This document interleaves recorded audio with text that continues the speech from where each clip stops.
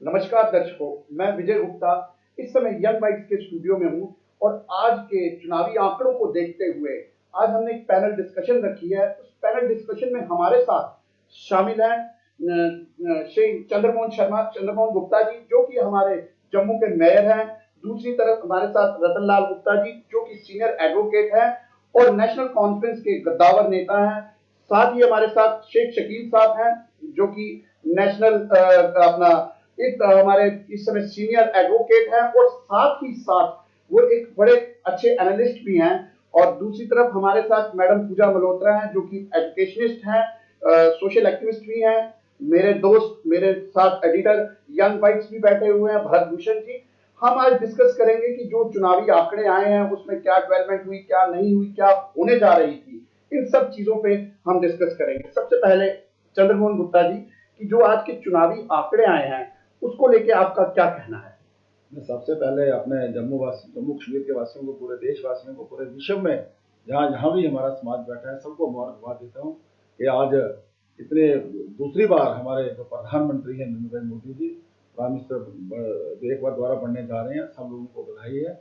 और ये उनकी मेहनत और लगन, हमारे संगठन की जो मेहनत है कि दूसरी बार एक रूलिंग पार्टी जिसकी लहर है पूरे देश के अंदर, जो हम कोई बड़े बड़े गठबंधन, महागठबंधन बड़े, यहाँ पर बहुत कुछ हुआ, लेकिन उसके बावजूद भी यूपी जैसी स्टेट में भी हम स्वीप करके आगे निकल आए हैं।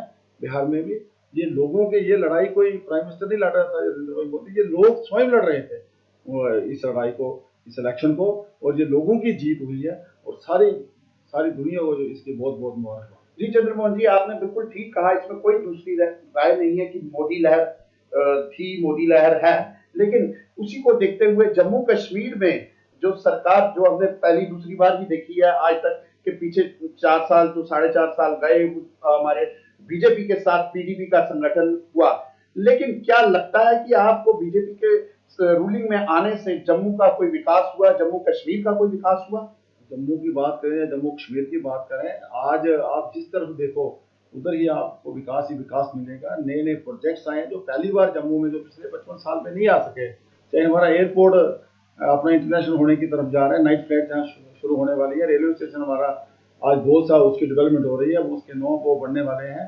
आज हम अगर मानतलाई में जाए, इंटरनेशनल योगा सेंटर बन रहा है 102 करोड़ रुपए का। आज हम इंद्र पत्नी की तरफ, अखनूर की तरफ जाए, प्रभाव की तरफ 202 करोड़ का वो पुल बन रहा है, जो 2 जोड़ियों और उसको जोड़ता है। बल्कि हमें डिफेंस के लिए बहुत जरूरी था। 4 लेन हमारा बन रहा है जम्मू पुंछ की तरफ।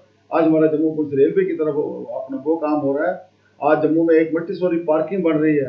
आज अगर हम लद्दाख की बात करें, वहाँ हमारा डिवीजन जो 70 सालों से लोग मांग रहे थे, उनको डिवीजन का दर्जा दे रही है।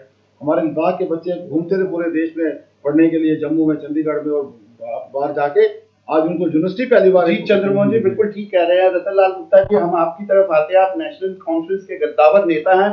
क्या मानना है चंद्रमोहन गुप्ता जी, जो जो डेवलपमेंट के काम बता रहे हैं, क्या वो जम्मू कश्मीर में पिछले 4.5-5 सालों में हुए हैं? देखिए सर, सबसे बड़ी बात यह है कि जम्मू कश्मीर के अंदर बेसिक फैसिलिटी जो होती है वो आज मिल रही है या नहीं मिल रही है जी। आज देखिए, नेशनल हाईवे है आपका जम्मू श्रीनगर, आप भी पिछले दिनों या कब से, पिछले 6 महीने से इसकी बुरी हालत है। आज गाड़ियां एक तरफा जाती थी, आज वो भी जाने बंद हो गई है। और दूसरी साइड देखिए आप, क्या हम पानी, जो बेसिक शुद्ध पानी, क्या हम दे पा रहे हैं? दूर दराज की जो हमारी सड़कें हैं, क्या हमने वो बनाई हुई है? मैं पिछले दिनों में सुकाला माता गया, सड़कों की वो हालत है वो आपके सामने है। दूर दराज इलाके में क्या बिजली, जम्मू शहर जैसी जगह पे क्या हम बिजली दे रहे हैं? 2-3 जैसे कट हो रहा है उसका। और रूरल की हालत आपके सामने है। एजुकेशन की क्या हालत है वो आपके सामने है साहब। मतलब बिल्डिंगें खस्ता हालत है।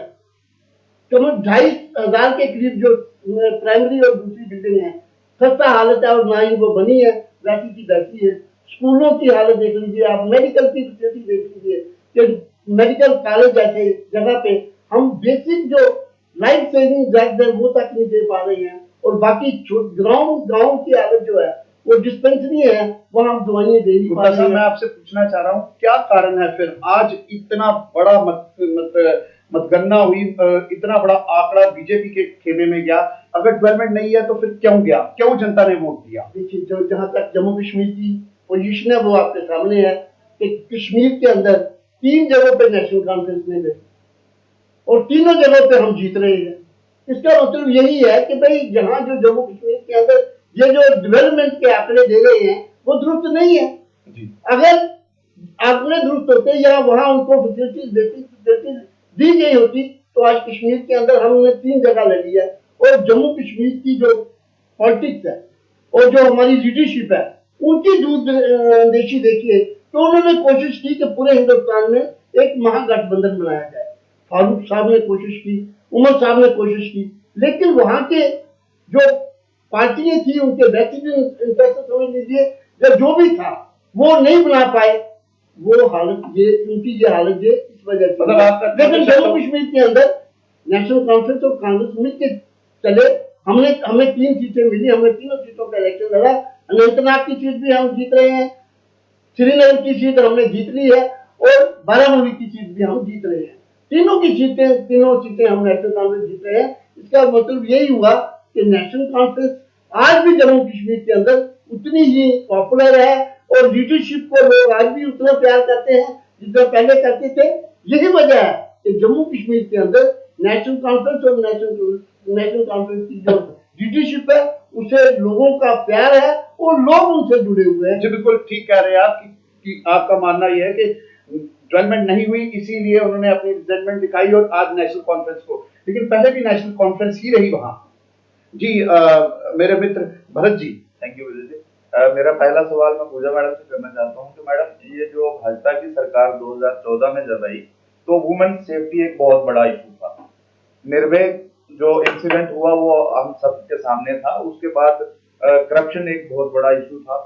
तो आपको क्या लगता है आज एक बार वापस जो है भाजपा को एक भारी बहुमत जो है वो मिल चुका है, अब ऑलमोस्ट नरेंद्र मोदी जी वापस प्रधानमंत्री बनने जा रहे हैं, तो कितना काम हुआ वुमेन सेफ्टी पे, वुमेन एम्पावरमेंट में? और अगर ये सरकार बनती है दोबारा, नरेंद्र जी प्रधानमंत्री बनते हैं, तो इनको और क्या करना चाहिए जिससे हमारी जो वुमेन एम्पावर हो और वुमेन सेफ्टी जो है वो अच्छे से हो? जो 5 साल में मोदी जी ने जो वुमेन एम्पावरमेंट के लिए और वुमेन सेफ्टी के लिए जो काम किया है वो उन्होंने एक रोड मैप बनाया। उस रोड मैप पे उन्होंने प्रैक्टिकल तरीके से काम करना शुरू किया। इसीलिए जो लेडीज हैं वो अपने बेसिक जो उनकी नीड्स हैं जो आज तक 70 साल में उनको नहीं मिल पाई थी, उनको आम लोग वो कहते हैं कि ये कोई बड़ी बात नहीं है, लेकिन जिन औरतों को सुबह 4-4 बजे घर से बाहर जाना पड़ता था और इन्हीं वजह से उनकी हेल्थ प्रॉब्लम होती थी, बेसिक नीड जो है चूल्हे फूकने पड़ते थे, बच्चियों को लेडीज को डिलीवरीज के लिए प्रॉब्लम्स आती थी। सबसे हम एक बीइंग ए सिटीजन और बीइंग ए वुमन जो हम भारतवासी हैं, मैं ये कहती हूँ कि जो औरतों को जो बेसिक नीड्स थी ना वो सबसे पहले चाहिए थी। जो आगे लेवल है वो बाद में मिलता है, लेकिन अब उनको बेसिक नीड्स मिलनी शुरू हुई, उनकी हेल्थ में सुधार आया, उनकी हाइजीनिक और फिजिकल और हेल्थ कंडीशन सुधरी और उनके लिए फाइनेंशियल सपोर्ट्स, छोटे छोटे जो गरीब लोग हैं जो बिलो पॉवर्टी लाइन है उनके लिए उन्होंने लड़कियों के लिए उनकी बेटियों के लिए स्कीम्स चलाई। 1 मिनट, उन्होंने उनकी स्कीम्स चलाई जिससे उनको बेनिफिट हुआ है। ये बेनिफिट जो औरतों को हुआ है, लेडीज को हुआ है, ये वही वजह है कि आज औरतों ने इतने बढ़ चढ़ के मोदी जी को वोट दिया है और ये सक्सेस आपके सामने। लेकिन मैडम अगर हम क्राइम की बात करें, जो क्राइम अगेंस्ट वीमेन है वो तो उसका ग्राफ तो बहुत बढ़ गया है। निर्भया के बाद जो निर्भया का रेप इंसिडेंट हुआ उसके बाद हमने उसका जो नंबर ऑफ रेप थे वो बढ़ गए हैं पर ईयर। तो उसमें कैसे काम करे ये सरकार के, उसको ऐसे क्राइम्स को रोका जा? आपकी बात बहुत ठीक है कि नंबर ऑफ रेट्स बढ़े हैं, नंबर ऑफ रेट्स बढ़े हैं अवेयरनेस आने से। पहले औरतों में हिम्मत नहीं होती थी, उनके अपने घरों में ही उनके साथ ऐसे हादसे हो जाते थे और उनकी हिम्मत नहीं पड़ती थी घर से बाहर आने की। लेकिन निर्भया के बाद और 1-2 ऐसे जो बड़े बड़े केसेस हुए, लड़कियों को, औरतों को एक एक्सपोजर मिला कि बाहर आके अपने राइट के लिए लड़ें। ये आप कहते हो कि आज रेप के ग्राफ्स बढ़े हैं, वो कैसे बढ़े हैं? क्योंकि आज औरत बाहर आके अपनी रिपोर्ट लिखाती है कि मेरे पे ये जुल्म हुआ है। पहले औरत बाहर नहीं निकलती थी इसलिए ग्राफ नहीं बढ़ता था। अब औरतें बाहर आ रही हैं, उनको अवेयरनेस है, हम बाहर जाएंगे हमको इंसाफ मिलेगा, और अगर हम जाते हैं तो हमें घर से भी धुतकारा जाएगा, तो हमें बहुत बड़ी मॉरल सपोर्ट है सोसाइटी की। और जो मोदी जी ने औरतों की सेफ्टी के लिए रोड मैप्स बनाए हैं, उनके लिए वो सेफ फील कर रही हैं, इसीलिए आपको लगता है कि ग्राफ बड़ा है, और इस पे जरूर काम होगा और हो रहा है। और मेरा तभी अगला इतना सवाल मतदान होगा। शकील जी से है। शकील जी, आप जम्मू के अंदर सीनियर लॉयर हैं, एक सोशल एक्टिविस्ट हैं, करप्शन क्रूसेडर हैं। तो करप्शन बहुत बड़ा इशू था 2014 से पहले। आपको क्या लगता है, अब वापस जो है लोगों ने एक भारी बहुमत से भाजपा को इतना बड़ा समर्थन दिया है, तो करप्शन पे कितना काम हुआ पिछले 5 सालों में? वाकई ही काम हुआ है?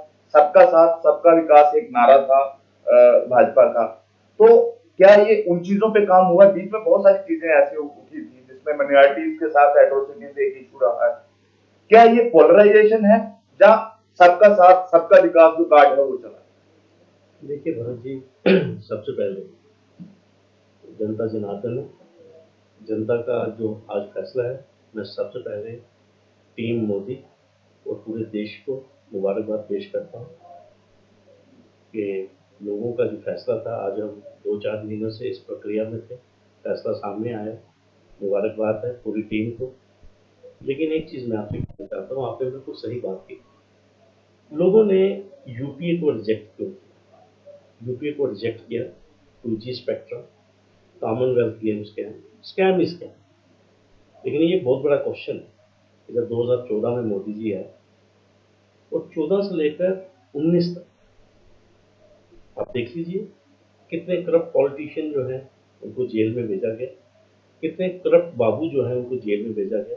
मुझे लगता है आप नाम भी नहीं किसी का ले सकते। आप रियासत जम्मू कश्मीर में आ जाइए, रियासत Jammu Kashmir as per Transparency International मुझे लगता है बिहार के बाद सबसे करप्ट स्टेट है। ठीक है, आप देख लीजिए जम्मू कश्मीर में किस IAS अफसर को पकड़ा गया, यहाँ किस पॉलिटिशियन को पकड़ा गया। यहाँ पे 300 करोड़ रुपए का जैकफ्रट का स्कैम, यहाँ पे गुलमर्ग लैंड स्कैम है जो 2009 में आया, हम 19 पे पहुंच गए, अभी तक चार्जेस क्लेम नहीं हुए। ठीक है, और आप ये देख लीजिए, मैं तो एक चीज कहूंगा, करप्शन में पोल्यूशन, सभी लोग इस हमाम में, भरत जी सभी सब नंगे, मैं आपको साफ कहूंगा। राहुल उसका वाड्रा का इतना शोर मचाते हैं ये लोग, भारतीय जनता पार्टी के लोग।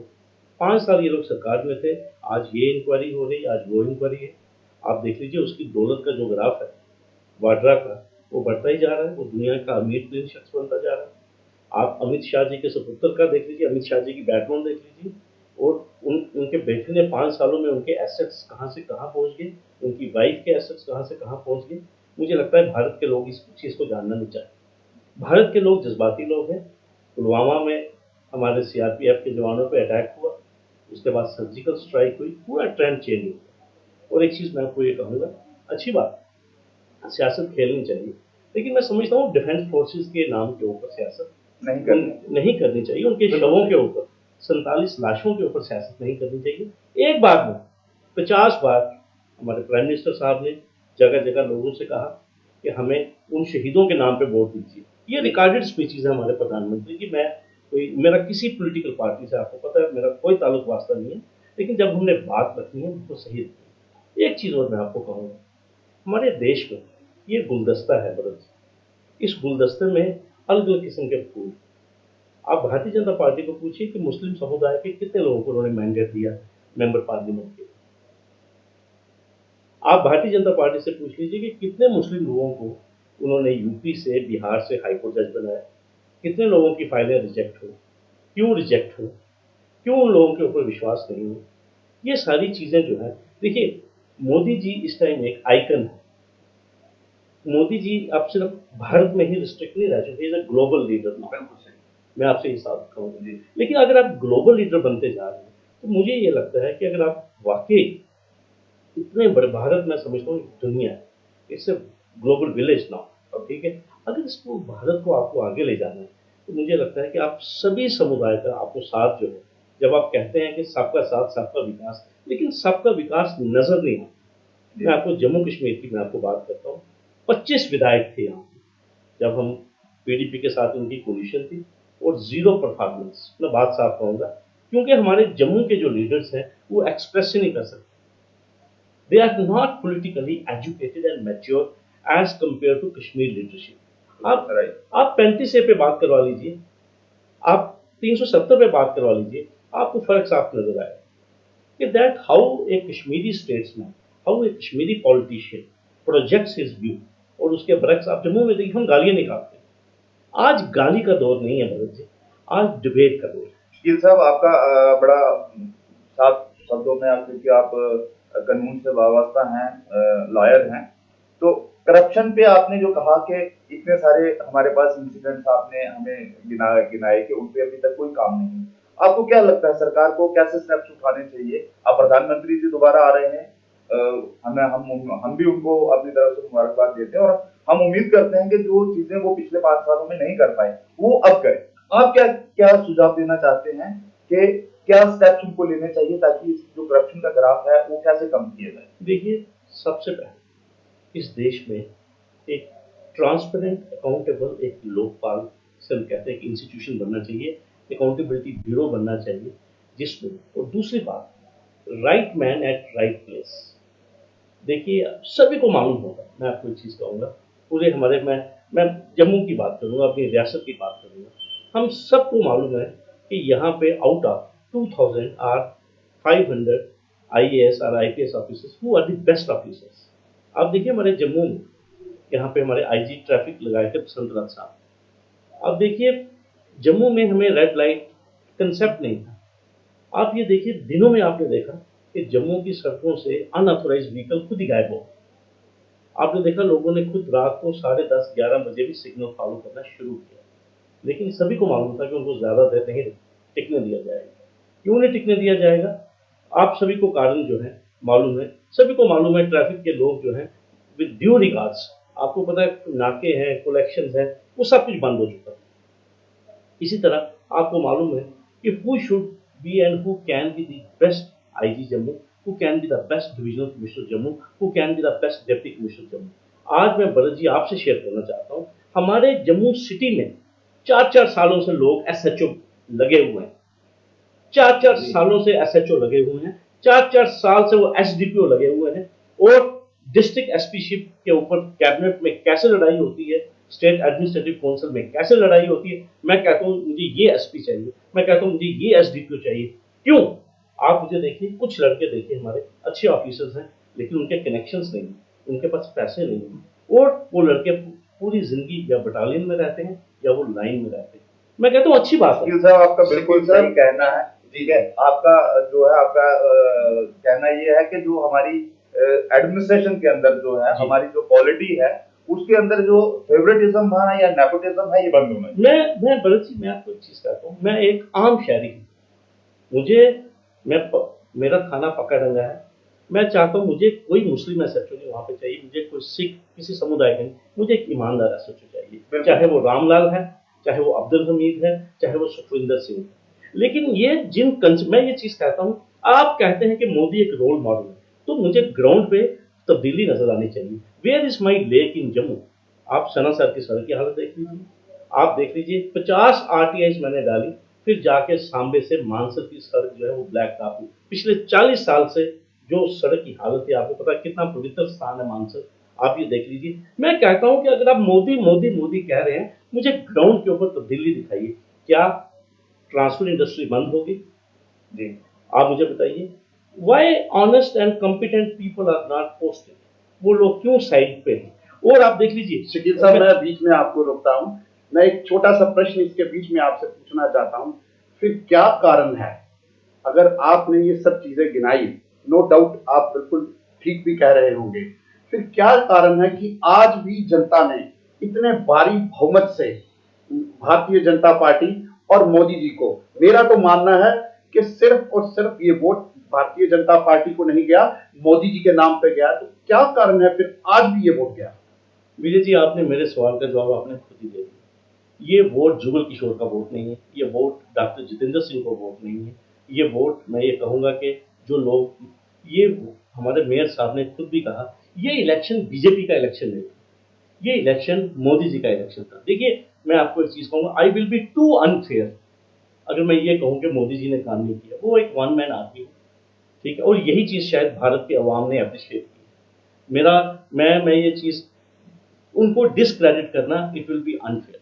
लेकिन मैं आपको फिर एक चीज़ कह रहा हूँ कि मोदी जी दिल्ली में बैठे हुए हैं, वो भारत के हैं, लेकिन मैं जब जम्मू कश्मीर के संदर्भ में बात करता हूँ, मैं यहाँ पे आपको कहूँगा, यहाँ ग्राउंड लेवल के ऊपर विजय जी कोई काम नहीं हुआ, यहाँ कोई डेवलपमेंट नहीं है। जम्मू कश्मीर में डेवलपमेंट करवा रही है तो हाई कोर्ट करवा रही है, हर मामले में पब्लिक इंटरेस्ट लिटिगेशन में डायरेक्शन। जम्मू में कैटल पाउंड चाहिए हमारे स्ट्रे कैटल्स के लिए, तो हाई कोर्ट की डायरेक्शन जाती है कि भाई जमीन आइडेंटिफाई कीजिए।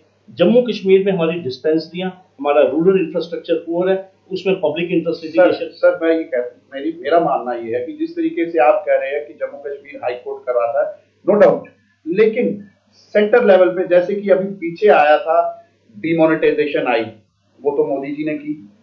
जीएसटी वो अरुण जेटली जी और मोदी जी ने की, ठीक है। उसको देखते हुए हमारे मेयर साहब भी एक बिजनेसमैन हैं, तो जीएसटी के कारण कहा गया कि पूरी बिजनेस तबके की कमर टूट गई, और नो डाउट सब कह भी रहे थे। लेकिन आज फिर वो तो सेंटर से हुआ, लेकिन आज फिर वो वोट मोदी जी को क्यों गया? देखिए विजय जी, मैंने आपको पहले भी एक चीज़ कही, हमारी जो जनता है ये बहुत समझदार है। देखिए डिमोनेटाइजेशन का फायदा जो है वो मोदी जी को नहीं हुआ, उन्होंने कहा वन कंट्री वन टैक्स, ठीक है। मैं आपसे जो बात कह रहा हूँ कि अगर ये इतने ज़बरदस्त आंकड़े जो हैं अगर ये आ रहे हैं, तो फिर ये सोने की चिड़िया ये देश क्यों नहीं बन रहा? मैं आपको एक चीज़ कह रहा हूँ, आप उधमपुर से शुरू कीजिए, आप देखिए चिन्यानी तक पिछले 5 सालों से सड़क की हालत क्या है। आपने अगर पत्नीटाप जाना है तो आपको उधमपुर से, जिसे कहते हैं 3 घंटे लगेंगे, जिसे कहते हैं, कहने की ये बात है, हम विकास की जब हम बात कर रहे हैं, हम ये कहते हैं कि इसका जो ट्रांसलेशन जो है वो ग्राउंड लेवल पे क्यों नहीं है। मैं आपको ये चीज़ कह रहा हूँ कि पानी के इशू के लिए, कैटल पाउंड के लिए, शहर की सफाई के लिए, पानी के लिए, गांव में डॉक्टर पहुंचाने के लिए, प्रॉपर रोड कनेक्टिविटी के लिए लोगों को हाई कोर्ट में क्यों जाना पड़ता है। मैं ये चीज़ कह रहा हूँ कि जब इस वक्त देख लीजिए हमारी गवर्नर एडमिनिस्ट्रेशन है, लेकिन डायरेक्टली जो इनडायरेक्टली जो कंट्रोल है वो दिल्ली का है। बिल्कुल। मैं आपको इस चीज़ कहना चाहता हूँ कि जब यहाँ पे वोरा साहब थे तो लोग कहते थे कि गवर्नर रूल जो है वो गवर्नर रूल है, और जिसे कहते हैं कि जो फाइलें जो रुकती थी पहले पॉलिटिकल एस्टेब्लिशमेंट में, वो गवर्नर रूल में ऑटोमेटिकली निकलती है। मैं समझता हूँ इस वक्त कहीं ना कहीं, जो मैं ये समझता हूँ, ये मेरा मैसेज जो है वो गवर्नर साहब भी अगर सुन रहे हैं, कि कहीं ना कहीं मुझे लगता है कि वो डिस्पेंसेशन जो वोरा साहब के टाइम पे जो डिलीवरी प्रोसेस था, वो डिलीवरी प्रोसेस में अभी कोई ना कोई कमी जरूर है। गवर्नर साहब एक दिन कहते हैं कि हम करप्शन को खत्म कर देंगे, आज वो इंक्वायरी का ऑर्डर करते हैं कि इंश्योरेंस स्कैम हुआ है, आज वो इंक्वायरी की फाइंडिंग्स कहा है। मैं पूछना चाहता हूँ, जम्मू कश्मीर के लोग जानना चाहते हैं, आपने प्रोजेक्ट किया, ये बहुत बड़ा स्कैम हुआ, स्कैम क्या हुआ? आपने जिन लोगों के ऊपर उंगलियां उठाई वो लोग यूपीएससी में आपने बिठा दिए, वो कहाँ के कहाँ पहुंच गए, जिसे कहते हैं। आप लोगों का कॉन्फिडेंस यहाँ पे कैसे जीतेंगे? आप कॉन्फिडेंस तभी जीतेंगे जब आप साफ और शफाफ एडमिनिस्ट्रेशन यहाँ पे लोगों को देंगे। और जम्मू कश्मीर में विजय जी, मैं आपको एक चीज साफ कहना चाहता हूँ, जम्मू कश्मीर में अच्छी पोस्ट लेने के लिए आपके ऊपर 2-3 विजिलेंस के केस होना बहुत जरूरी है, आपके खिलाफ 2-4 इंक्वायरियां होना बहुत जरूरी है। मैं साफ कहना चाहता हूँ, गवर्नर साहब मेरी बात सुन लीजिए, हमारे डिप काम जो कश्मीर के हैं, he is a prime accused in Gulmarg land scam, अभी भी उनके ऊपर केस चल रहा है गुलमर्ग लैंड स्कैम का। और जम्मू कश्मीर में पहले तो यहाँ पे किसी बड़े आदमी के खिलाफ प्रोसिक्यूशन सैंक्शन नहीं हुई, क्योंकि वो जो बड़ा आदमी है। जी शकील साहब, मैं किसी पर्सनल को ना लेके, हमारी आज की डिस्कशन जो है, जो भाजपा इतने बड़े आंकड़े से जीत के आई है, और सब लोग ये कह रहे थे कि विकास, सबका साथ सबका विकास नहीं हुआ, लेकिन आज फिर उसी जनता ने उससे भी ज्यादा आंकड़ों में उनको वोट दिया। ये इसका क्या कारण है? इट मींस कहीं ना कहीं ट्रांसपेरेंसी है। जी चंद्रमोहन जी, एक चीज आपसे भी पूछना चाहूंगा, जैसे शेख शकील साहब ने अभी कही कि आपने सनासर में एक ट्यूलिप गार्डन तो बना दिया, लेकिन वहां पहुंचने की फैसिलिटी, सुविधा जो है वो बिल्कुल बदतर है, बद से भी बदतर है। क्या इससे फिर डेवलपमेंट क्या हो सकती है? पहली बात तो ये है विजय जी, मैं शहीद साहब हमारे भाई सीनियर है, मेरा बड़ी उनसे दोस्ती है। जम्मू कश्मीर में जब से जम्मू कश्मीर सरकार बनी है 70 साल से, टूरिज्म डिपार्टमेंट है जो कश्मीर के पास। जम्मू प्रोविंस में टूरिज्म क्यों नहीं फला फूला? मैं रतनलाल गुप्ता जी से भी मैं ये सवाल पूछता हूँ, जब टूरिज्म आपकी सरकार रही जम्मू कश्मीर के अंदर, वेस्टर्न एनसी की, जब से देश आजाद हुआ, टूरिज्म डिपार्टमेंट इनके पास रहा और इन्होंने जम्मू जम्मू प्रोविंस के लिए टूरिज्म के लिए क्या किया। दूसरी बात यह है, यहाँ तक कहते हैं कि सबका साथ सबका विकास, हमने कुछ नहीं किया। या गुप्ता साहब बोले थे एजुकेशन सेक्टर, बिजली की बात, पानी की बात कर रहे थे। आज बिजली की बात करें, फ्री कनेक्शन हम दिए जा रहे हैं। आज मैं पिछले दिनों जोरीपुर के टूर पे था, 35,000 पोल वहां पड़ा हुआ है। डोडा के टूर पे था, वहां जहाज से जो बीएसएफ का हेडक्वार्टर है उससे खंबे पहाड़ों पे जा रहे हैं और हेलीकॉप्टर उन खंभों को लगा रहा है। आज बिजली हम वहां पहुंचा रहे हैं जहां कोई आदमी सोच नहीं सकता था। आज पानी के बारे में भी हम वो अगर बात करें तो पानी के लिए भी मैं जम्मू की बात करता हूँ। मैं जम्मू म्युनिसिपल कॉर्पोरेशन का मेयर हूँ, बाहर भी जाता हूँ, लेकिन आज जम्मू वेस्ट के अंदर 82 करोड़ का एक ईरा द्वारा प्रोजेक्ट आया। आज हमारे जम्मू वेस्ट, आप भी जम्मू वेस्ट में रहते हैं, पानी हमारा दूसरी तीसरी मंजिल पे जा रहा है और बाकी भी पानी का काम सारा हो रहा है। सड़कें आज पिछले 5 साल 4.5 साल में अब देखो शहर की सड़कें, बाहर की सड़कें 2-2 बार 3-3 बार बढ़ी हैं। बाकी यहाँ तक बार बार सवाल आ रहा है कि चंद्रमोहन जी, मैं आपकी बात को बीच में काटता हूँ, मुझे आप दो चीजों का जवाब दीजिए। आपने जब पिछली बार जो आप ही की सरकार में सड़कें डाली गई थी तो उन्होंने कहा था कि हमने 5 साल की इनकी गारंटी देते हैं, 3 साल की, तो 2.5 साल आपकी सरकार रही, लेकिन 250 खड्डे तो एक ही लेन में दिखते थे। हमने उसकी स्टोरी भी कवर की, क्या कारण था? विजय जी, कहीं प्रॉब्लम है, पानी की पाइप फटती है, वो लीक होता है, उसके बाद ऐसी बात होती है। यहाँ एजुकेशन की बात चल रही थी, आज हमारी सरकार ने 55 महीने में 45 कॉलेज, पहली बार ऐसा हुआ है। आज यहाँ मेडिकल की बात हो रही थी, गुप्ता साहब कर रहे थे, आज पहली बार जम्मू हिंदुस्तान में एक एम्स होता है या 2 एम्स, जम्मू कश्मीर में 2 एम्स आए हमारे ये 55 महीने में, एक कश्मीर के लिए एक जम्मू के लिए, और जम्मू का काम भी शुरू हो गया। प्रधानमंत्री जी भी आए थे। आज यहाँ अगर मेडिकल की बात करें, इन्होंने जहाँ पे राज किया 50 साल नेशनल कॉन्फ्रेंस ने, यहाँ एक मेडिकल कॉलेज जम्मू में और श्रीनगर में, आज हमारे 55 महीने में हमने 5 मेडिकल कॉलेज काम हो रहे हैं। सर, एक सवाल मैं आपके साहब से पूछना चाहता हूँ। आप स्वच्छ भारत अभियान जो है वो बहुत बड़ी एक स्कीम थी सेंटर की, जम्मू में भी आई, ठीक है, लेकिन क्या आपको लगता है जम्मू के अंदर वो प्रॉपर इंप्लीमेंट हुई और जम्मू बिल्कुल साफ हो चुका है? जम्मू बिल्कुल साफ, तो आप भी पढ़े होंगे, चाहे ग्रेजुएशन हो गए या पोस्ट ग्रेजुएशन, मुझे बताइए आपके किसी सब्जेक्ट के 100 में से 100 नंबर आए हैं? आज मैं मानता हूं सर, आप 100 में से कितने नंबर? स्वच्छ भारत 100 में से कितने नंबर? स्वच्छ भारत की बात करें, मेरी बात सुनिए, आज स्वच्छ भारत की बात करें, जैसे आपने मतलब पूजा मुत्ता जी से एक क्वेश्चन किया था वुमेन के एम्पावरमेंट के ऊपर, आज कितने बाथरूम हमने, कितने हजार करोड़ में हमने बाथरूम बना दिए गाँव के अंदर। एक मिनट सर, आप सुनिए, जम्मू में आप सफाई में कितने 100 में से कितने? जम्मू आ रहा हूँ, पहले मैं आपके प्रश्न का उत्तर दे रहा हूँ। जहां तक ये बहन जी बात कर रही थी, आज हर महीने की 9 तारीख को पूरे देश के अंदर, यानी जम्मू कश्मीर के अंदर 9 तारीख को स्पेशल हर हॉस्पिटल में हमारी बहनों के लिए वहाँ वो 9 तारीख है, वहाँ वो चाहे फ्री चेकअप होता है। हाँ, हर हॉस्पिटल के अंदर ये ऐसा काम चल रहा है, हमारा संगठन भी ये काम करता है। आज जो ऐसे थोड़ी हमको इतने वोट मिल के नरेंद्र भाई मोदी द्वारा प्रधानमंत्री बन रहे हैं, महिलाओं का यहाँ सबसे ज्यादा वोट इस बार मिला है। सफाई की बात करें, आप जम्मू की सफाई की बात करें। मैं जम्मू की सफाई, हमें 6 महीने हुए अभी हमारे चुनाव में, 17 नवंबर को मैं बना था मेयर। 17 नवंबर को मैंने आते ही सबसे पहले 75 ऑटो, एक ऑटो हर वार्ड के लिए मैंने सैंक्शन किया था, आउटसोर्स किया था। अगर मैं परचेज करता तो शायद 5 साल लग जाते। चंद्रमोहन जी, आज एक छोटा सा आपसे प्रश्न पूछूंगा, उसके बाद मैं रतनलाल जी के पास आऊंगा। आप मुझे एक चीज बताएं कि जम्मू सिटी या कश्मीर सिटी से ही खूबसूरती बनती है। No doubt overall Jammu Kashmir हमारा बहुत खूबसूरत है। सबसे पहले मैं आपसे ये पूछना चाहूंगा कि जम्मू के अंदर अच्छा सुंदर बनाने के लिए कौन कौन से डिपार्टमेंट अहम रहते हैं, ये मैं आपसे पूछना चाहता हूँ। जम्मू म्युनिसिपल कॉर्पोरेशन 1 है, जम्मू जेडीए 2 है, R&B 3 है, टूरिज्म 4 है, और भी बहुत से डिपार्टमेंट जो जम्मू के साथ कनेक्टिविटी है, PHE है, जैसे पानी की बात चल रही थी, PDE है। सर, आपकी सरकार कितनी देर रही बीजेपी की जम्मू में? मात्र 3 साल रही। मात्र 3 साल में आप 9 म्युनिसिपल कमिश्नर चेंज कर रहे हैं, तो डेवलपमेंट कहाँ लाएंगे? मैं खुद ये बात कह रहा हूँ, लेकिन जो कमिश्नर यहाँ आता है हम नहीं चेंज कर रहे, जो आता है यहाँ वो प्रमोशन के चक्कर में जल्दी भागता है। जो IAS अफसर आते हैं यहाँ पे, आप वो यहाँ काम करके राजी नहीं है। मैं अभी 3 महीने वो अपने नाम पेन देखो, मैं जब मेयर बना 17 नवंबर को, यहाँ अरविंद कोतवाल में नाम लेने की कोई बात नहीं है, वो 1.5 महीना ना वो पेन खोलते थे ना मुंह खोलते थे।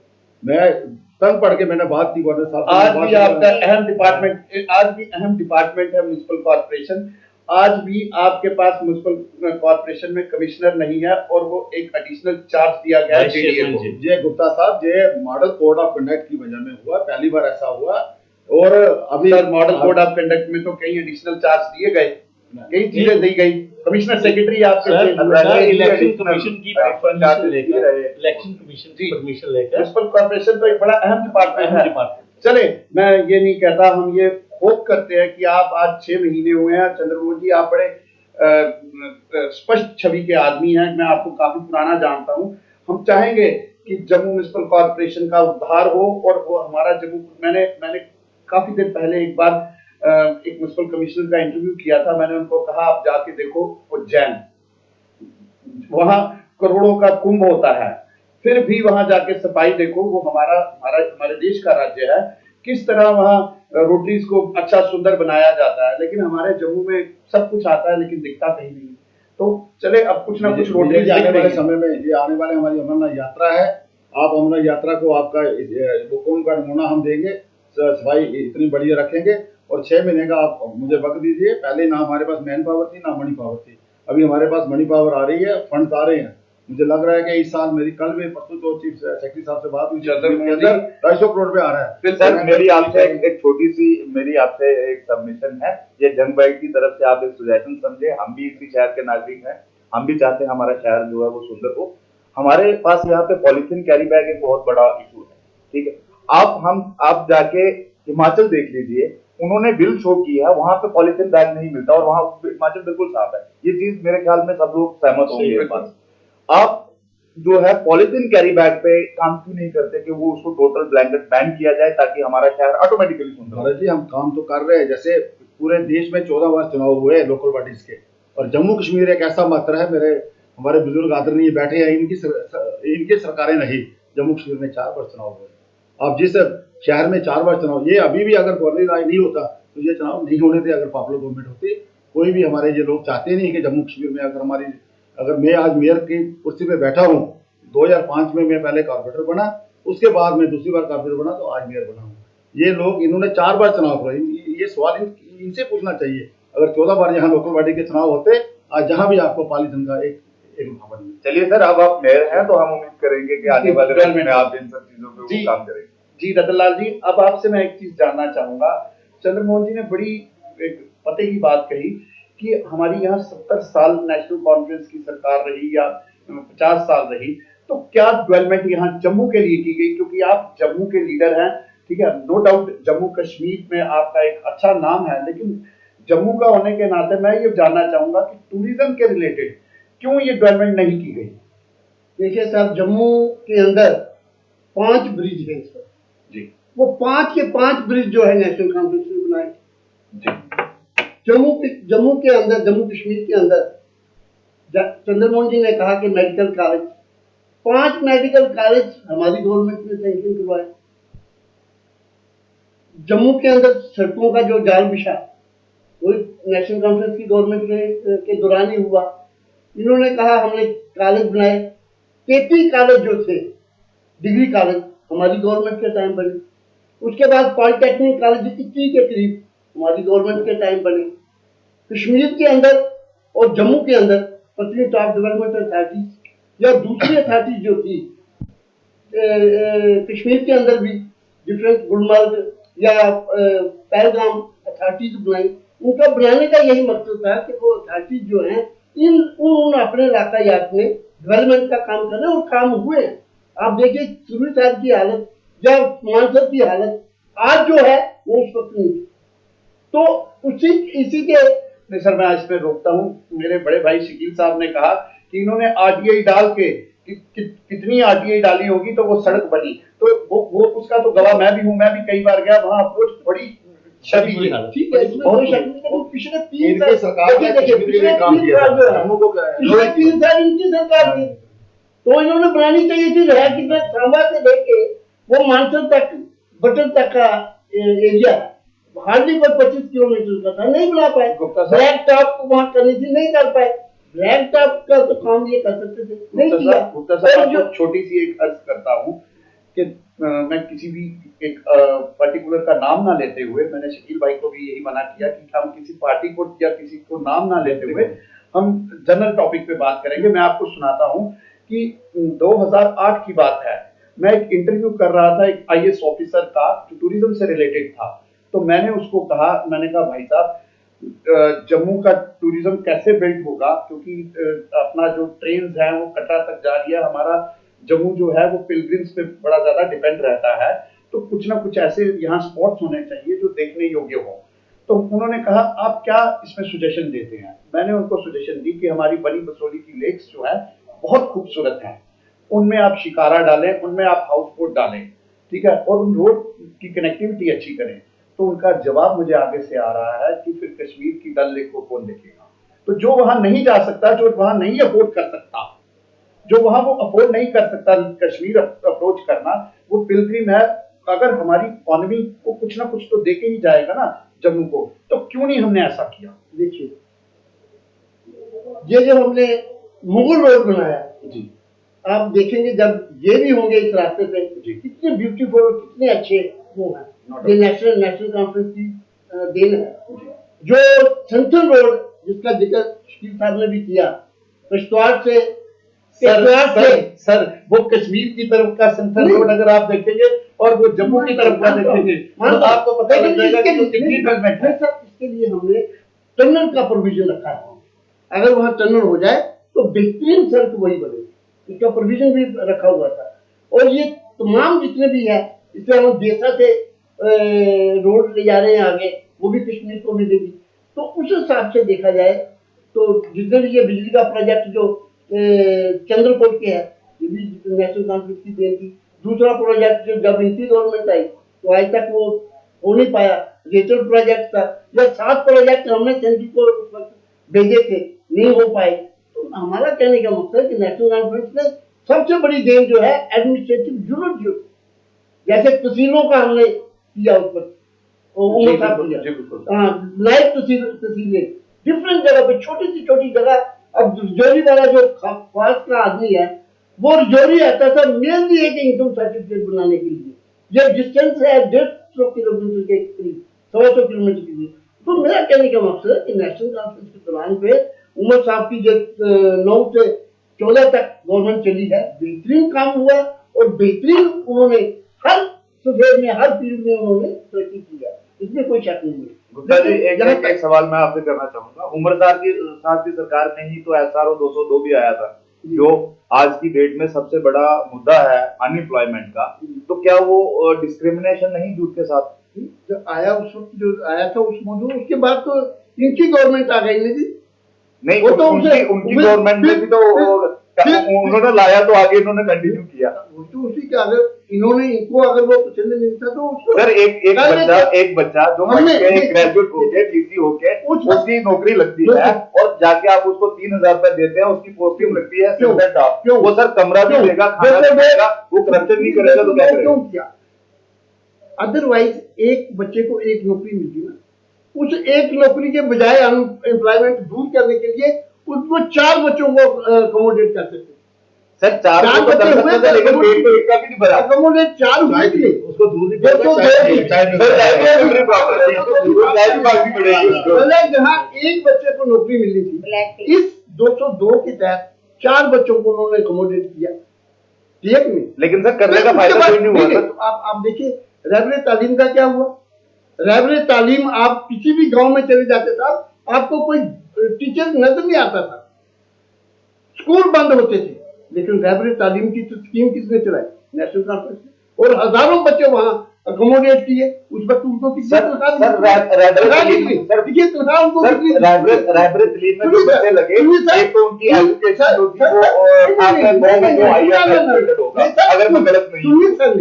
स्कूल बंद थे, प्राइमरी स्कूल बंद, क्योंकि जम्मू का बच्चा या उधमपुर का बच्चा वसंतगढ़ जाने के लिए तैयार नहीं था, जम्मू का बच्चा दूर दराज जाने के लिए तैयार नहीं था। तो ये एक नई स्कीम बनाई जिस स्कीम के तहत रहबरे तालीम में बच्चों को अकोमोडेट किया गया और 3,000 उनको मिलता था। 5 साल के बाद वो ऑटोमेटिकली रेगुलेट हो गए और फुल तनख्वाह मिलने लगी। यही एक में और इनमें फर्क ये है कि वो गांव के ही बच्चे थे, ये बाहर से जाके कहीं और काम कर रहे थे।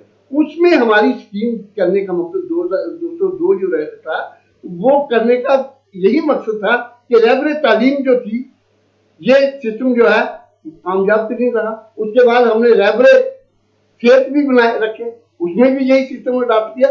तो ये सिस्टम अडॉप्ट करने का मकसद था कि ज्यादा से ज्यादा बच्चों को अकोमोडेट किया चले जाए ताकि इसी रतनलाल जी system आपके में- पास आते हैं अभी। चंद्रमोहन जी आपसे एक अहम प्रश्न पूछना चाहूंगा, क्योंकि आप इस समय मेयर भी हैं और बिजनेसमैन भी हैं। तो जम्मू अभी शकील साहब ने ये कहा कि वन नेशन वन टैक्स, तो जम्मू कश्मीर के साथ, खासकर जम्मू के साथ डिस्क्रिमिनेशन क्यों, जबकि जीएसटी भी लग रहा है और टोल भी लग रहा है, तो ये क्यों नहीं आप खत्म कर रहे? जबकि आप ये कह रहे हैं कि जो आपके गवर्नर हैं वो दिल्ली के साथ वाबस्ता हैं, जुड़े हुए, ठीक है, और बीजेपी के वो रहे हैं, तो क्यों नहीं खत्म किया जा रहा? क्यों जम्मू के बिजनेसमैन को रोंदा जा रहा है? ये प्रश्न मैं परसों चौथ गवर्नर साहब के पास मीटिंग में था, मैंने ये साहब से मेरा मेन मुद्दा था। एक लोग मुझे ये बताया था कि हमारे ही कुछ इंडस्ट्री ट्रेड वाले हैं, कुछ लोग चाहते हैं कि इंडस्ट्री पे उनको जो टोल का बेनिफिट मिलता है उस कारण उन्होंने रोक रखा है। गवर्नर साहब ने मुझे कहा आप जाके उन दोनों की सहमति बनाइए, मैं कल ही इसको हटा दूंगा, आप विश्वास करिए, हम इस पर बहुत फोकस कर रहे हैं। आने वाले समय में आपको ये टोल हटा हुआ मिलेगा बहुत जल्दी। और बाकी यहाँ गुप्ता साहब की बात है, बहुत दिन रहते तलीम रहते शेर रहते रात बहुत कुछ लगाया, लेकिन मुझे ये बताएं कि मिलिटेंसी कहाँ से आई? ये भी इनकी देन है। उस वक्त जब मिलिटेंसी आई तो फरूख साहब जहां से छोड़ के भाग इंग्लैंड, ये ऐसी बात कहाँ से आ गई? ये इनकी सरकार से, ये पाकिस्तान की देन, मिलिटेंसी जो है पाकिस्तान की देन। ये तो आपके मोदी साहब क्या कहते हैं, ये तो आपकी सरकार खुद कहती है, एक्नॉलेज करती है, इसमें तो कोई दो राय नहीं है, इनके क्योंकि ये उनकी देन है। शकील साहब, आपने इन दोनों को सुना, क्या समझते हैं कि क्या भारत का विकास या हमारी जम्मू कश्मीर का विकास होगा जो इन दोनों मेन लीडर्स को आपने सुना? देखिए विजय भाई, मैं आपसे एक बात कहना चाहता हूँ। एक आम आदमी की जो जज्बात है, जो फीलिंग है, एक आम आदमी को जम्मू कश्मीर में सबसे पहले अमन चाहिए। मैं आपको एक बात बिल्कुल बताऊं। बिल्कुल। एक तो यहाँ पे उसको अमन चाहिए, उसको एक डिग्निफाइड लाइफ चाहिए। मैं आपको एक चीज़ कहूँगा, आप देखिए हमारे जम्मू की सड़कों का, हमारे ट्रैफिक जैम्स की हालत क्या है। मुझे लगता है हमें उससे सुकून चाहिए, और खासकर इस गर्मी के मौसम। मैं आपको एक चीज़ कहूँगा, सबसे पहली ये बात है, ट्रैफिक पुलिस की मुझे लगता है नफरी को बढ़ाइए, इन्फोर्समेंट कीजिए जम्मू शहर की, ये सबसे बड़ी प्रॉब्लम। दूसरी बात ये है कि हमारे जम्मू का जो पर्यटन, जो हमारे जम्मू का टूरिज़्म, मैं रिक्वेस्ट करूँगा, क्योंकि अभी मेरे बड़े भाई मेयर साहब ने ये कहा कि हमेशा टूरिज़्म डिपार्टमेंट कश्मीर के मिनिस्टर के पास या कश्मीर सरकार के पास ही रहा। इनकी बात मैं बिल्कुल सहमत हूँ, कुछ भी है। लेकिन मैं आपको एक चीज़ कह रहा हूँ, मेरा अपना एक टेक है, मेरा अपना एक व्यू है। हम लोग अक्सर ये बात कहते हैं कि जम्मू के साथ इम्तियाजी सलूक हुआ है, बिल्कुल हुआ है, मैं भी इसी पेज पे हूँ। लेकिन मैं ये समझता हूँ हर एक असेंबली में जम्मू की आवाज़ को रिप्रेजेंट करने के लिए हमारे लोग हैं। आज भी आप देखिए, जब भी जम्मू की लीडरशिप की बात होती है, सभी लोग कहते हैं कि जम्मू की बहुत मजबूत आवाज़ पंडित लोचन जी थी, और जो कश्मीर की लीडरशिप थी वो उनसे बहुत डरती थी। वो एक बड़े आर्टिकुलेट तरीके से जम्मू की बात रखते हैं। आज मैं आपको मज़े की बात बताऊं, जम्मू की ग्रांट्स जब असेंबली में डिस्कस होती हैं तो हमारे जम्मू के एमएलए कैंटीन में बैठे होते हैं, असेंबली लॉन्च में, वहाँ बैठ के गप मार रहे होते हैं। बिल्कुल सही। मैं आपसे साफ बात कहूँगा। फिर उसके बाद हम लोग ये नारा देते हैं कि जम्मू के साथ नाइंसाफ़ी हो रही है। देखिए मैं आपको चीज़ कहूँगा, जम्मू के साथ मेरा अपना टेक है, जम्मू के साथ नाइंसाफ़ी की वजह यही है, हम अच्छी लीडरशिप को चांस नहीं देते। आज आप देखिए, हमारे फर्स्ट टाइम एमएलए बने रणवीर सिंह पठानिया रामनगर से, और फर्स्ट टर्म में ही उनको बेस्ट लेजिस्लेटर का अवार्ड दिया गया। आप देखिए वो तैयारी करके जाते हैं, कानून की पढ़ाई उन्होंने की हुई है। मैं ये समझता हूँ कि जम्मू के लोग, जब तक मुझे लगता है कि हम अपनी आवाज़ नहीं उठाएंगे, आज आप देखिए हमारे पास यंग लीडरशिप आ रही है, और मुझे मालूम है कि अभी ये जो बीजेपी अभी नेक्स्ट जो हमारी असेंबली इलेक्शन है, डेफिनेट इनपुट्स है हमारे जम्मू में कि भारतीय जनता पार्टी बिल्कुल ओवरऑल करेगी। जिसे कहते हैं जो पुराने लोग थे उनको मैंडेट नहीं मिलेगा, और ख़ास तौर पर जिनकी परफॉर्मेंस अच्छी नहीं थी उनको तो वैसे ही रिपीट नहीं किया जाएगा। मैं ये समझता हूँ पूरे देश में एक बदलाव आ रहा है, एक यंग लीडरशिप उभर रही है, और लोग चाहते हैं कि परफॉर्मर होने चाहिए। जिस तरह मैंने आपको कहा, मुझे कोई दुख नहीं, मैं कहता हूँ अभी 2 टर्म और 3 टर्म और मोदी जी आए, लेकिन मैं ये चीज़ कहता हूँ कि डिलीवरी सिस्टम, उनके जो सहयोगी है वो डिलीवर करें, वो डिलीवर करें। देखिए मुझे कोई दिक्कत नहीं है।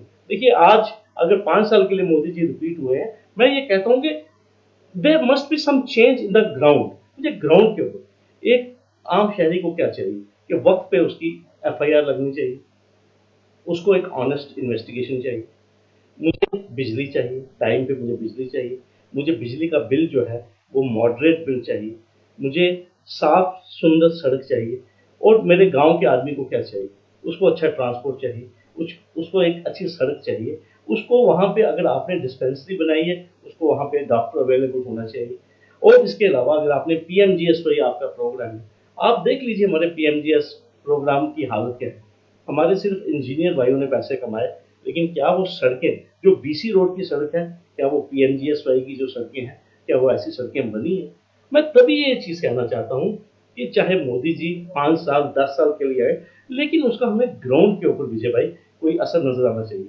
विजिलेंस ऑर्गेनाइजेशन जिसको हमने यहाँ पे बनाया है करप्शन को रोकने के लिए, मैं ये चीज़ कहता हूँ 5-5 सालों से इनके पास इंक्वायरियाँ पड़ी हुई हैं। आप क्राइम ब्रांच पे देख लीजिए, अखबारों में हम रोज पढ़ते हैं कि करोड़ों रुपए का स्कैंडल सामने आया, दूसरे तीसरे दिन हम देखते हैं उस आदमी की बेल हो जाती है, और फिर उसके बाद 5 साल 2 साल के बाद पता लगता है कि वो आदमी पीएससी का मेंबर भी बन गया है, वो किसी इंफॉर्मेशन कमीशन का भी वो मेंबर बन गया हुआ। तो कहने की ये बात है, किसी के ऊपर फिंगर पॉइंट आउट ना करते हुए, किसी की तरफ इशारा ना करते हुए, मैं ये समझता हूँ कि अगर अपनी रिस्पॉन्सिबिलिटी सबकी अपनी रिस्पॉन्सिबिलिटी, अगर देश ने इतना बड़ा मैंडेट मोदी जी को दिया है तो मैं ये समझता हूँ कि उस मैंडेट की रिस्पेक्ट होनी चाहिए।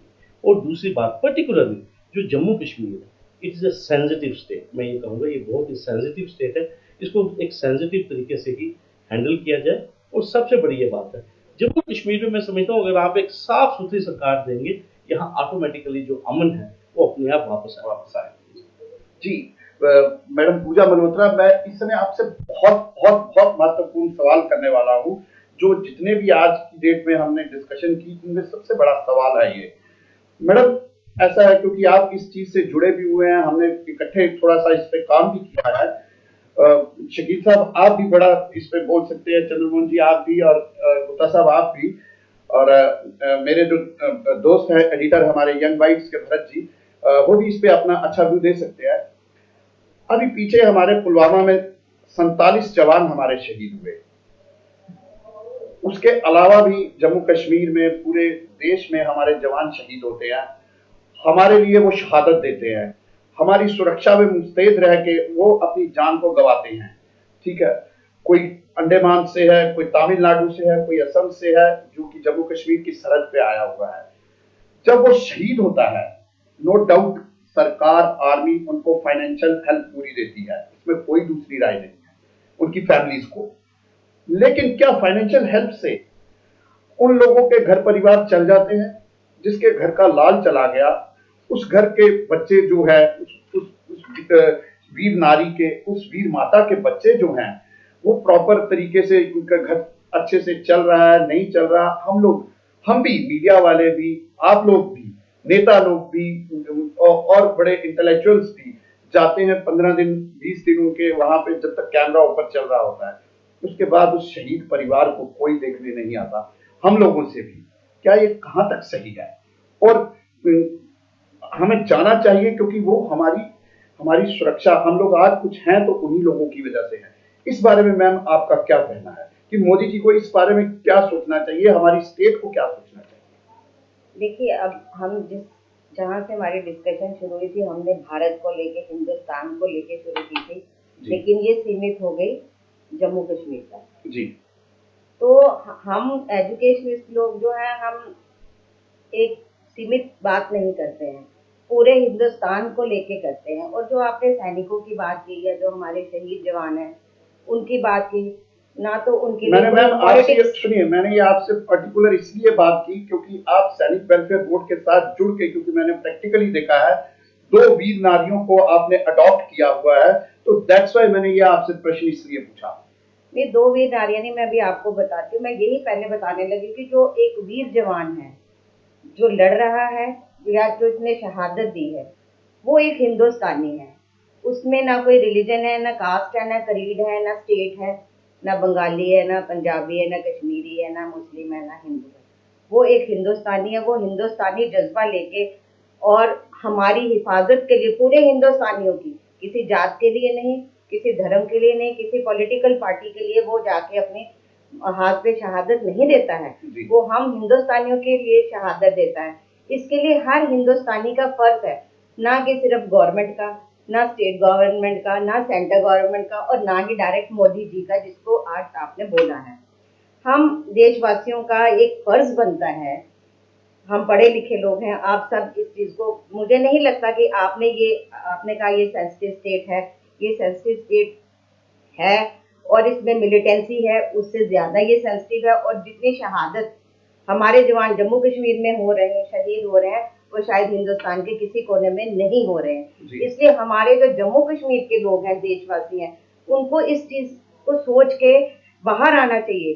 क्योंकि आपने जैसे कहा कि उनको पैसा मिलता है, पैसा मिलता है, पैसा मिलने से ये नहीं होता कि पैसा तो हर किसी के पास होता है, लेकिन एक मॉरल सपोर्ट, जिसने अपना एक घर का लाल, अपना पति, एक बाप शहीद किया है देश पे, क्या हमारा फर्ज कोई नहीं है?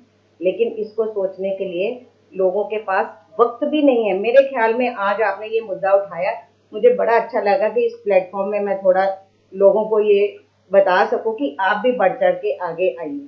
हमने ये किया कि हमारा एक वुमेन ऑर्गेनाइजेशन है, inner wheel club, it is international. ये दुनिया का सबसे बड़ा वुमेन क्लब है, और वो ये जो क्लब है ये सेल्फ फंडेड है, इसको कहीं से एड नहीं आती, ना फॉरेन से या किसी कंट्री से या किसी सिटी से या स्टेट से या सेंटर से।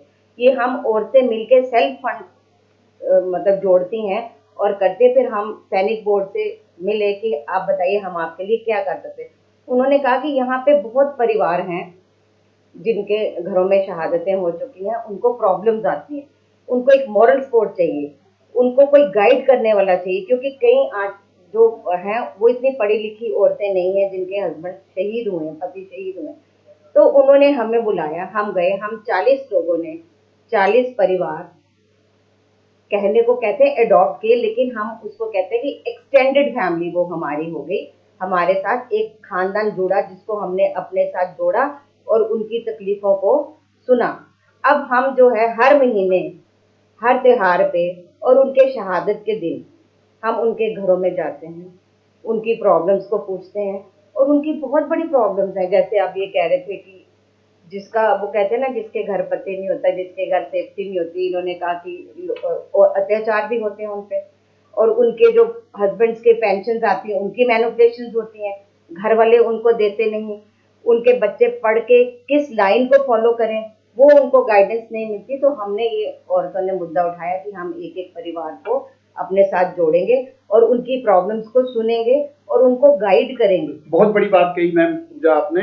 जी शकील साहब, आपसे एक प्रश्न पूछना चाहता हूँ इसी के मुतालिक कि जिस तरीके से मैडम पूजा ने कहा कि उनको एक ह्यूमन मतलब हेल्प चाहिए, लाइक जैसे उनके पास पैसे हैं, पैसे government of India, army, paramilitary forces, जो भी जवान शहीद होता है उसको वो डिपार्टमेंट उसका देता है, लेकिन यदि उस जवान का बेटा जो है वो अभी सेकंड ईयर पढ़ रहा है और उसको पेट्रोल पंप दे दिया जाता है उसकी वाइफ को, तो वो क्या करेगा? उसको प्रॉपर तरीके से गाइडेंस चाहिए कि इस बारे में आपका क्या कहना है? विजय भाई, आपने एक बड़ा ह्यूमन इशू ये रेज किया है।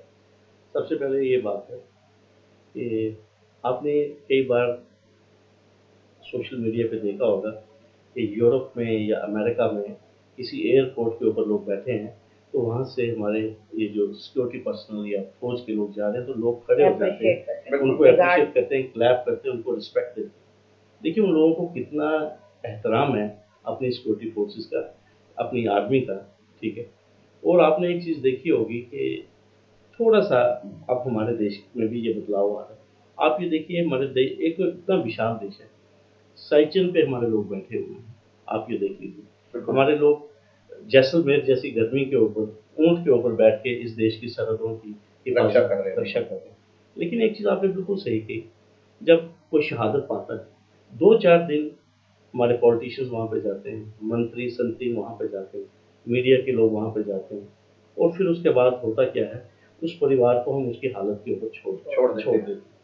एक स्टोरी नहीं आई, कई बार स्टोरी आई। अभी हम लास्ट ईयर उसे कहते हैं, मैंने देखा था यहाँ किसी पॉलिटिशियन ने, किसी चीफ मिनिस्टर ने विजिट करना था, तो उनके घर में एसी फिट किया गया, और जो ही चीफ मिनिस्टर साहब चले गए तो उस एसी को भी हटा लिया गया। ऐसे करते हैं।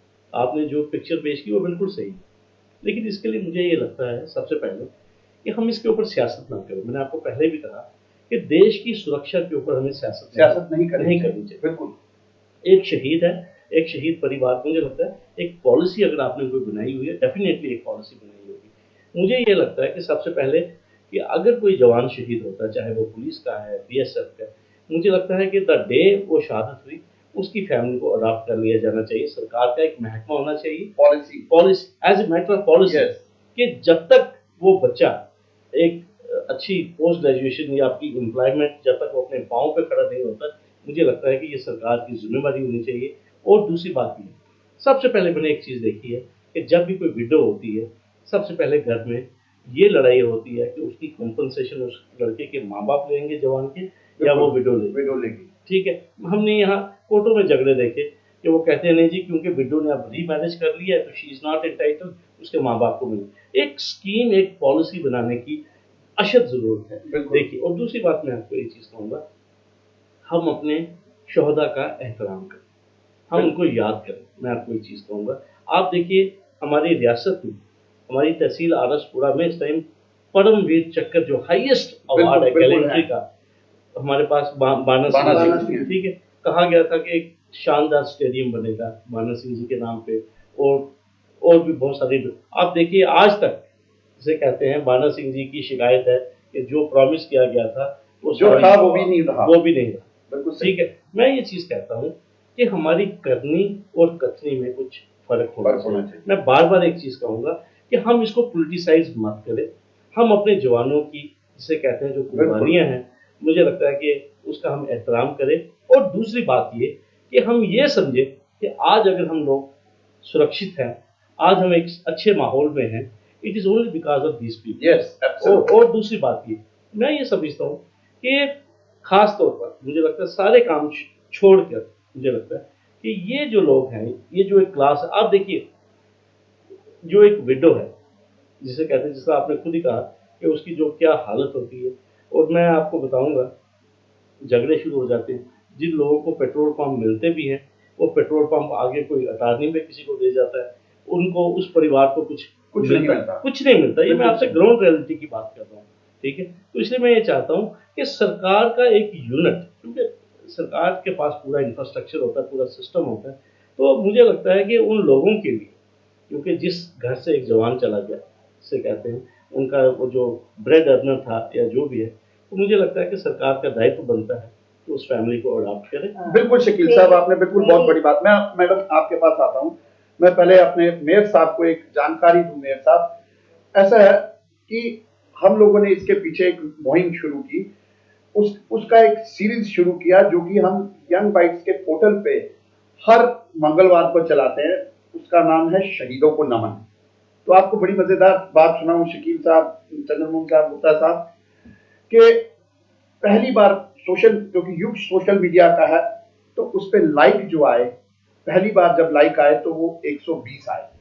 तो मैंने कहा ठीक है, तो मेरी मैडम ने शुरू किया, उनको दिया पोर्टल, भरत जी ने भी उसमें काफी सहयोग किया, हमारी टीम ने भी सहयोग किया, हमने सैनिक वेलफेयर बोर्ड ने भी उसमें सपोर्ट किया।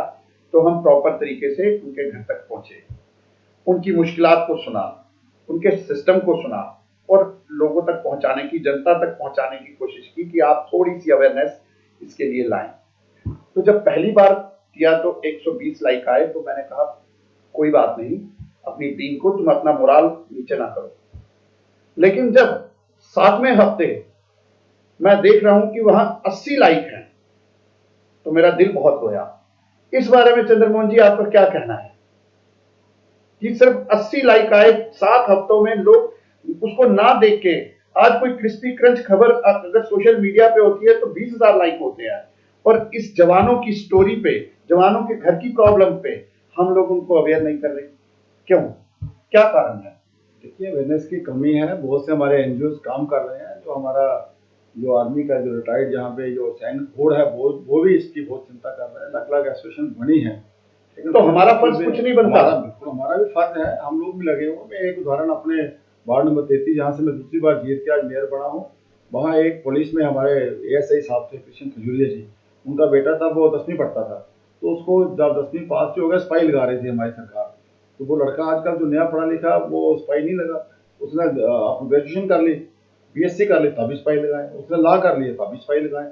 तो तब 2008 का चुनाव आ गया, वो बड़ा डिमोरलाइज था कि मैं ये कर लूँगा वो कर लूँगा। मैं उसके साथ चला 6 महीने, मैं सेक्रेटरी के अंदर चला। जिस दिन सेक्रेटरी खुला, जिस दिन क्लोज हुआ, उस दिन उसको सब इंस्पेक्टर मैंने लगवा दिया और पूरी फाइल के साथ चला। मैंने पहला एक्सपीरियंस था मेरा इस सचिवालय के अंदर, और वो सब इंस्पेक्टर लगा। हम चले, लोग चलते, ऐसी बात नहीं है।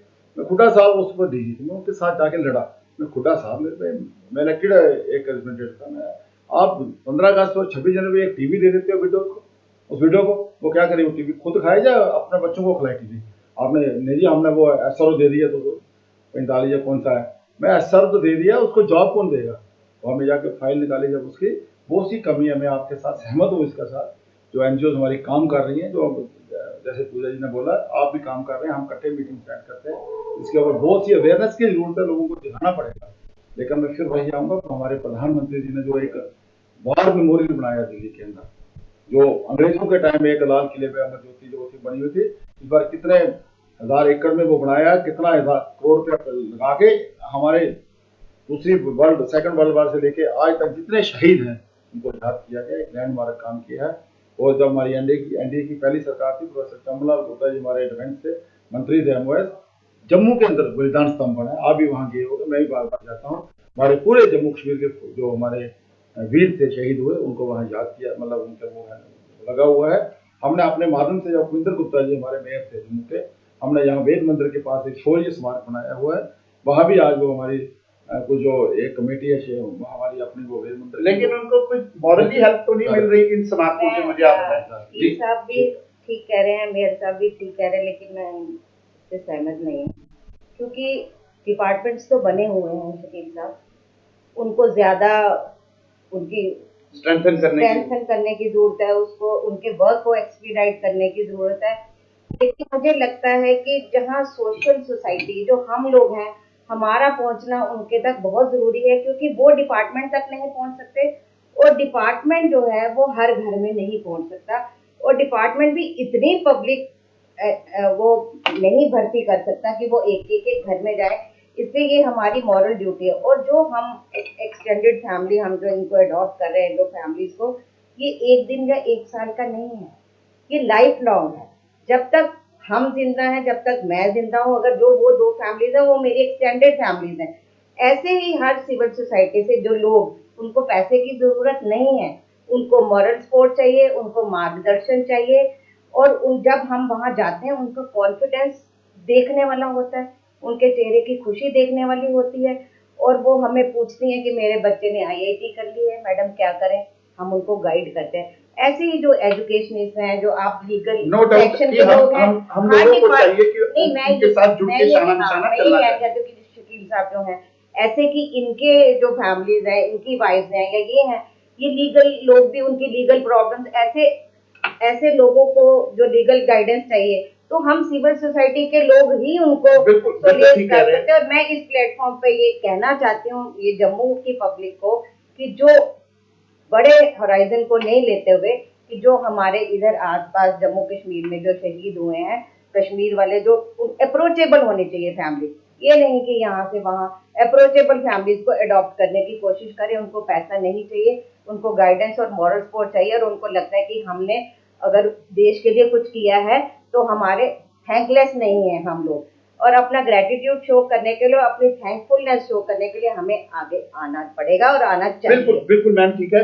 दत्तलाल जी, इससे जुड़ा हुआ छोटा सा प्रश्न आपसे पूछूंगा कि जिस तरीके से अभी चंद्रमोहन जी ने कहा, कई एनजीओज हैं, कई जो कि इस पे काम कर रही हैं, तो मेरी अभी सैनिक वेलफेयर बोर्ड के जो ब्रिगेडियर हरचरण जी हैं वहाँ, उनसे बात हुई, तो उन्होंने कहा कि कुछ ऐसी एनजीओज, मैं किसी पर्टिकुलर का नाम नहीं लेता, उन्होंने कहा कि कुछ ऐसे लोग, कुछ ऐसी एनजीओज, कुछ ऐसे एरिया के बड़े लोग वो जाते हैं उनके घर पे जो शहीद हुए हैं, कहते हैं जी हमने यहाँ स्मारक बनाना है और हमें कंट्रीब्यूट किया जाए, हमें पैसे दिए जाए। वो उन्हीं से स्मारक बना के, मतलब पैसे लेते हैं और स्मारक बनाने के लिए कहते हैं। ये किस हद तक सही है? देखिए साहब, ये इस किस्म की जो एनजीओज बनी हुई है, आपने पीछे सुना भी होगा कि भाई सेंट्रल गवर्नमेंट ने बहुत सी एनजीओ इस किस्म की जो थी उनको बंद किया है, खत्म किया है, उनके लाइसेंस वगैरह खत्म किए। ये जायज नहीं है कि एक जिस खानदान का आगे ही एक वीर शहीद हुआ है, उसी खानदान से आप उसका स्मारक बनाने के लिए पैसे अगर मांगे तो मैं समझता हूँ ये इससे ज्यादा जाति की बात कोई होगी नहीं, इस किस्म का करना नहीं चाहिए। हाँ, अगर जैसे बहन जी ने कहा कि सिविल सोसाइटी उनके स्मारक बनाए, उनकी बच्चों के फैमिलीज को अडॉप्ट करे तो वो तो बहुत ही अच्छी बात है, और सिविल सोसाइटी को ऐसा करना भी चाहिए। और हम लोगों का ये फर्ज भी बनता है कि उनकी जहाँ भी चाहे वो मदद उनकी की जाए, किसी भी चाहे किसी केस के बारे में या जो भी उनका रहने सहने का या जो भी उनका हो उसमें मदद करने के लिए जरूरी है, ये तो उसमें कोई दोहराई नहीं। जी भरत जी, आप कुछ कहना चाहेंगे? सर, मैं मैडम की बात को थोड़ा सा एलेबोरेट करना चाहूँगा। जैसे मैडम ने कहा कि वो फैमिलीज जो हैं उनके जो उनको फाइनेंशियल हेल्प दी जाती है गवर्नमेंट की तरफ से, वो मिसयूज होती है, मिस यूटिलाइज करते हैं फैमिली वाले। बट सर्टेन केसेस में जो मैंने देखा है पर्सनली, उसमें क्या होता है कि जब पेरेंट्स हैं ओल्ड एज में हैं, उनका एक ही बच्चा है, तो न्यूली मैरिड है, अगर वो बच्चा शहीद हो जाता है तो वो लड़की जो है वो तो अपने घर चली जाती है पैसे लेके, वो पेरेंट्स बेचारे वो दरबदर हो जाते हैं, उनका कोई सहारा नहीं रहता पूरा। तो ऐसी एक पॉलिसी जो है गवर्नमेंट को लानी चाहिए कि उस माँ बाप को भी जो ओल्ड एज में है, अगर उनके पास कोई सेकंड ऑप्शन नहीं है अर्निंग की, तो उनको उस शेयर देना चाहिए जब तक वो सर्वाइव करते। बिल्कुल सही है ना, उनकी पेंशन में से भी और जो उनको लमसम दिया जाता है अमाउंट, उसमें से बिल्कुल, ताकि वो भी अबंडेंट ना अपने आप को इनसिक्योर फील करे। ये पॉलिसी तो होनी चाहिए, लेकिन हम लोग ही वहां तक पहुंचते हैं ना शहीद के घर में, तो हमें पता चलता है who is the sufferer. Parents are the sufferer और वाइफ इज द सफरर और चिल्ड्रन आर द सफरर। उस वजह से जो प्रॉब्लम्स आती हैं वो फिर हम लीगल लोगों के पास आते हैं या सैनिक बोर्ड वालों के पास आते हैं कि इनके घर में ये प्रॉब्लम है, और उसको सॉल्व करने की हम कोशिश करते हैं। वो इसीलिए हम कहते हैं कि सिविल सोसाइटी अगर आए और जो अप्रोचेबल फैमिलीज हैं उनको अडॉप्ट करे, और हम हिंदुस्तान के लिए या भारत के लिए इतना कुछ कर नहीं सकते, एक ये छोटा सा जो योगदान है ये हमारे लिए बहुत काम आएगा। इससे हर माँ, अब हम गए हैं तो उनके 2 बेटे हैं जी, जो मेरी 2 फैमिलीज हैं, वो IIT इंजीनियर है। मेरे बार बार जाने के बाद वो उस एक बच्चे ने अपनी मदर को कहा कि उसको मल्टीनेशनल कंपनी में ऑफर आ गई, उसने कहा कि चाहे मुझे एक सिंपल सैनिक का जॉब मिले फिर भी मैं आर्मी में ही जाऊंगा, क्योंकि उसको लगा कि उसके फादर की शहादत को रिकॉग्नाइज किया जा रहा है, उनके सेक्रीफाइस किया है, वो लोग हमारे पास आके थैंकफुल हैं, तो इससे उनका मोरल बढ़ता है फैमिली। बहुत बड़ी बात कह रहे हैं कि हम लोगों को बढ़ चढ़ के हिस्सा लेना चाहिए। हम इनकी शहादत की भरपाई नहीं कर सकते, लेकिन कम से कम उनके साथ चल के शाना बशाना उनका जो कोई मुश्किलात है उसको दुख बांटना चाहिए। बहुत बड़ी बात है जी। अब हम लोग डिस्कस कर रहे थे आज राजनीति। आज मोदी जी दोबारा वापस आए हैं। चंद्रमोहन गुप्ता जी के चेहरे पे बड़ी इस समय खुशी है, अभी जाना भी होगा इन्होंने। सारे हिंदुस्तानियों के चेहरे पे खुशी है और बहुत बहुत मुबारक है पूरे भारत को। चले पाकिस्तान को छोड़कर पूरे भारत उनके चेहरे मिल रहे हैं। चले, बहुत अच्छी डिस्कशन रही आज, हमारी ग्रुप डिस्कशन बहुत अच्छी रही। तो हम ये चाहेंगे, होप करेंगे कि जो आज बड़े बहुमत से मोदी जी आए हैं और मोदी जी ने जिन जिन लोगों को आज बहुमत दिलवाया है, मेन अहम चीज है कि वो भी मोदी जी के नक्शे कदम पे चले, तो तभी हमारा देश विकास कर पाएगा। जैसे शेख शकील जी ने बहुत बड़ी बात की कि मोदी जी एक वन मैन शो है, बाकी लोगों को उनसे शिक्षा लेनी चाहिए, उनसे सीखना चाहिए कि कैसे देश का उद्धार करना है, कैसे देश को आगे लाना है। रतनलाल गुप्ता जी ने भी बहुत बड़ी बात कही कि कश्मीर में आज इतनी मिलिटेंसी होने के बावजूद भी डेमोक्रेसी की चीज सामने आई। 3 सीटों में आज इनकी पार्टी जो है, जो 3 सीटें थी कश्मीर की, वो 3 सीटें आज नेशनल कॉन्फ्रेंस विजय कर चुकी होगी इस समय तक।